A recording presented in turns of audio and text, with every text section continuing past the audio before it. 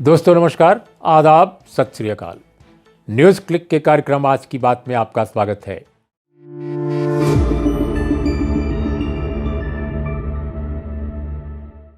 इन दिनों अपने देश में बहुत सारे लोगों को ये चिंता होती है, अचरज होता है कि आखिर जिस सरकार को वे चुनते हैं यानी जनता चुनती है, उनकी परवाह ये सरकार क्यों नहीं करती। बिल्कुल लगता नहीं कि ये निर्वाचित सरकार है। और ये सवाल मैं नहीं, जो लोग उठा रहे हैं मैं उनकी आवाज़ आप तक पहुंचा रहा हूं। मैं जब कभी किसानों के बीच जाता हूं, मजदूरों के बीच जाता हूं, नौजवानों के बीच जाता हूं, शिक्षा शास्त्रियों के बीच जाता हूं, कृषि अर्थशास्त्रियों के बीच जाता हूं, मध्य वर्ग के बीच जाता हूं, तो अक्सर ये सवाल उठता है, खासकर अगर वो किसी पार्टी के सदस्य नहीं है या समर्थक नहीं है, तो वो ये कहते हैं कि ये अजीब बात है कि दलित हो, आदिवासी हो, सभी उपेक्षित महसूस करते हैं और सबको लगता है कि उनकी बातें सुनी नहीं जा रही हैं। केवल उन लोगों की बातें सुनी जा रही हैं जो मुट्ठी भर लोग इस समाज के हैं, बड़े कारपोरेट हों या बड़े व्यापारी हों या बड़े जोतदार हों, बहुत बड़े बड़े। तो आखिर क्या वजह है कि सरकार आवाम के, जनता के बड़े हिस्से की बात को सुने बगैर मानती है कि वह एक लोकप्रिय सरकार है। और लोकप्रिय मानने का उसके पास अधिकार इसलिए है कि उसको बहुत अधिक सदस्यों के साथ पिछले चुनाव में लोगों ने चुना था। तो ये एक बड़ा प्रश्न है कि आखिर सरकार ने अपनी जनता का, जो उसके निर्वाचक लोग हैं, जो उसको चुनने वाले लोग हैं, उनकी परवाह करना क्यों बंद किया है। इस सवाल का जवाब अलग अलग ढंग के लोग अलग अलग ढंग से देते हैं। मैं इसका कोई जवाब आज नहीं देने जा रहा हूं। ये मैं आपके ऊपर छोड़ता हूं कि अगर सरकार, जो सवाल उठ रहे हैं कि अगर सरकार सचमुच लापरवाह हो गई है जनता के कंसर्न्स को लेकर, उसकी शिकायतों को लेकर, तो ये क्यों है, इसके पीछे क्या कहानी है, आप भी थोड़ी तलाश कीजिए। लेकिन हम कुछ ठोस बातें आपके सामने रखने जा रहे हैं जो हाल की हैं। अब जैसे कृषि सुधारों को लेकर आज भी पार्लियामेंट में बहस चली और पहले भी चली थी।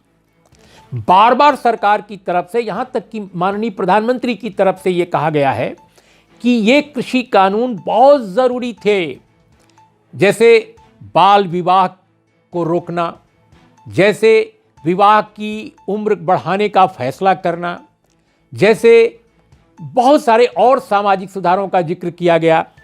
तो उसी तरह से ये जो कानून हैं वो बहुत ज़रूरी थे। यानी समाज सुधार के जो ज़रूरी कुछ कानून थे, जिनको हमारे देश की पार्लियामेंट ने शुरू के दौर में पास किया और बाद में भी पास किया है।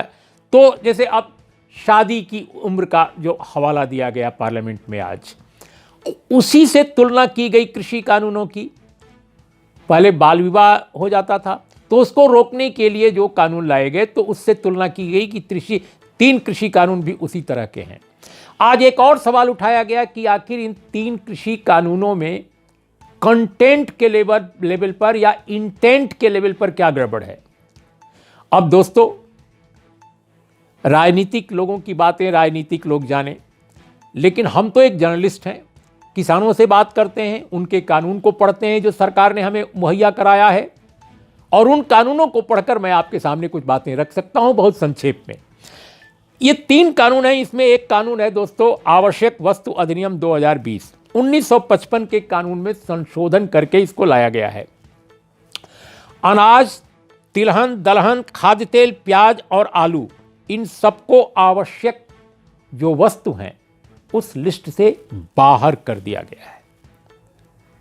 तो आखिर खाने पीने की जो आवश्यक चीजें हैं, जिनको लेकर सबसे अधिक जखीरेबाजी या एक तरह से उनको स्टॉक उनका जमा करके गोदामों में रख देने की जो एक प्रथा थी एक जमाने में, जो इन कानूनों के कारण खत्म हुई, उनके रिवाइवल का क्या खतरा उत्पन्न नहीं होगा?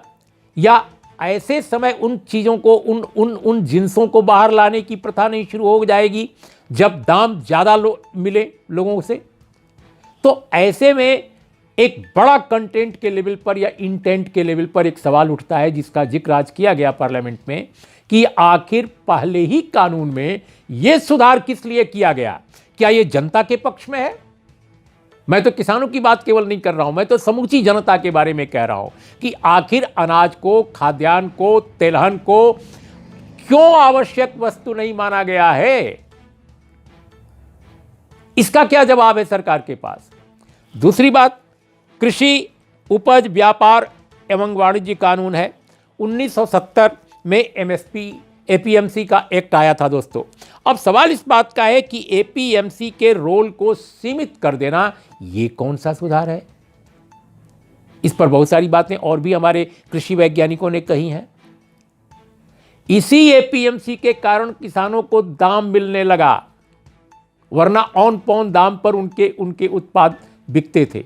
बिहार में इसको खत्म किया गया, उसका खामियाजा ये भुगत रहा है बिहार की 2006 के बाद वहां पर मंडियां ही नहीं हैं, और मंडियां नहीं हैं तो बड़े किसान ट्रकों पर दूसरों का भी सामान लादकर पंजाब में बेच रहे हैं और वहां पर कम पैसा पे कर रहे हैं, जो बहुत बड़े बड़े किसान हैं कुछ, और वो अपना सामान तो खैर बेच रहे हैं, उनको कुछ फायदा भी हो रहा है। तो ये जो बात कही जा रही है कि इसका क्या मतलब है, ये है मतलब इसका। अब तीसरा कानून है कीमत आश्वासन एवं कृषि सेवा पर करार, कॉन्ट्रैक्ट खेती। अब इस पर भी बहुत कुछ कहा जा चुका है। तो जो कंटेंट और इंटेंट की बात की जा रही है, उसका जवाब हमारे देश के कृषि वैज्ञानिकों ने, खेतीहर मजदूरों ने, आम किसानों ने, सबने अपने अपने ढंग से दिया है कि कैसे ये सबके लिए नुकसानदेह है। लेकिन कहा यह जा रहा है कि नहीं साहब, कुछ बताया ही नहीं गया।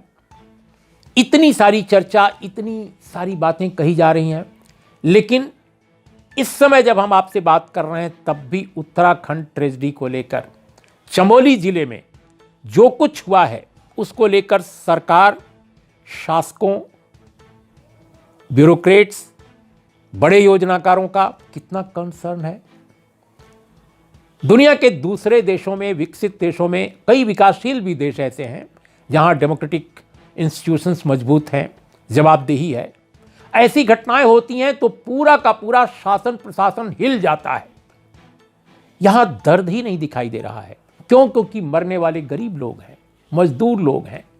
अब तक 32 लोगों के मौत की पुष्टि हुई है और 200 लोग अभी भी फंसे हुए हैं।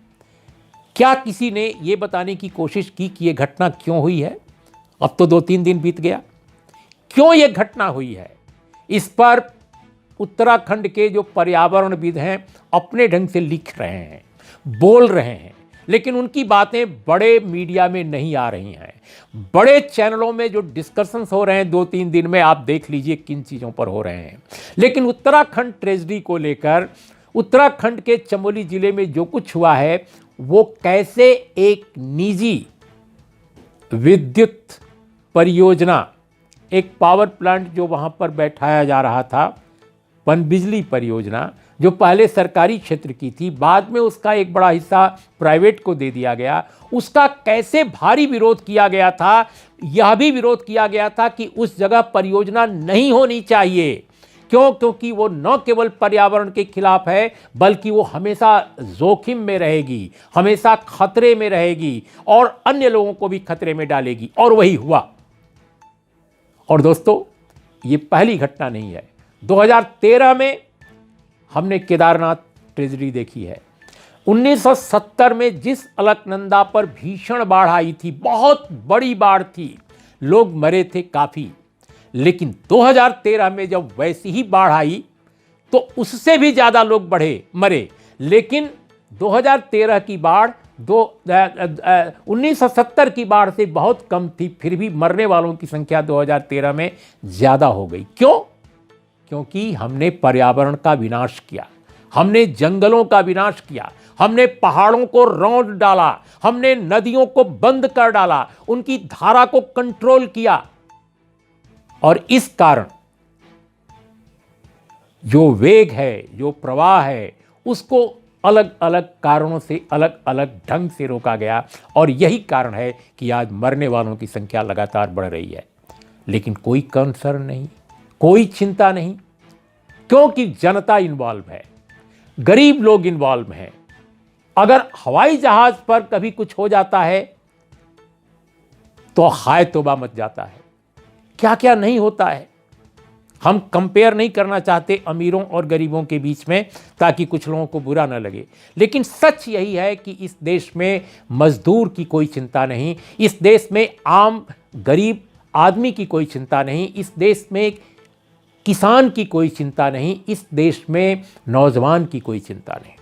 इसलिए दोस्तों, चाहे वो किसान आंदोलन के मोर्चे पर आप देखें, चाहे उत्तराखंड के आम मजदूरों के बारे में देखें जो मरे हैं और जिनके अभी तक जिंदा या मरने की पुष्टि नहीं हुई है, ऐसे कई लोग हैं जिनके बारे में कहा जाता है कि उनकी संख्या 200 से ऊपर भी हो सकती है। तो ये जो चिंता नहीं दिखाई दे रही है, ये शायद यही कारण है कि जनता ने लोगों को जनता समझना, सरकार ने लोगों को जनता मानना बंद कर दिया है।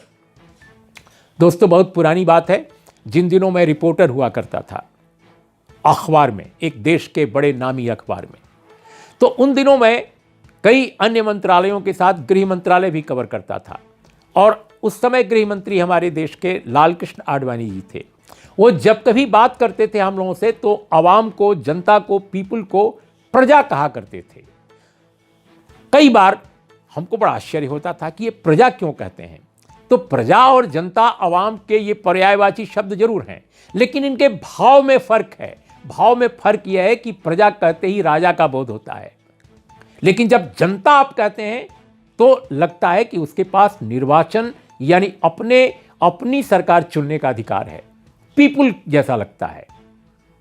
तो प्रजा, ऐसा लगता है कि हमारे देश की मौजूदा सरकार, जाहिर है आडवाणी जी की पार्टी ही है, उसी की सरकार है। ऐसा लगता है कि कहीं न कहीं उसके दिमाग में ये बात है कि ये प्रजा है और हम राजा हैं।